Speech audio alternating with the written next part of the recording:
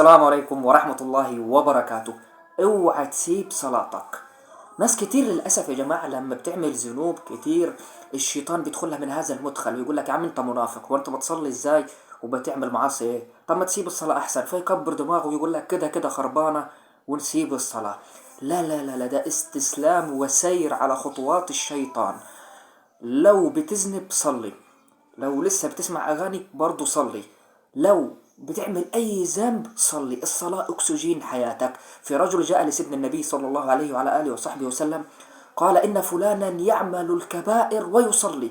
سيدنا النبي قال له إيه؟ قال له لا، يبطل صلاة أحسن ولا يسيب الصلاة؟ لا لا لا، قال له دعه فإن صلاته سوف تنهاه بالتدريج. خلي بالك، الصلاة هتنهاك عن هذه الذنوب. لما يبقى في جواك إصرار إنك تصلي سبحان الله هتبتدي الناحية التانية تسيب المعاصي بالتدريج، عشان الاتنين مش هيجتمعوا. ولو اجتمعوا معاك في البداية وبقيت متلخبط ومش عارف تعمل إيه، اوعى تسيب صلاتك. في النهاية صلاتك هي اللي هتفوز.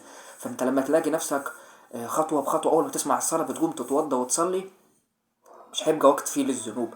احيانا كده لما تلاقي نفسك بقى عايز تروح المسجد وخلاص الامر كل مال وبيتثبت في قلبك، فما فيش وقت للذنوب. لذلك نصيحتي ليك مهما بتعمل ذنوب ولسه متلخبط وتايه، اوعى تبطل صلاة.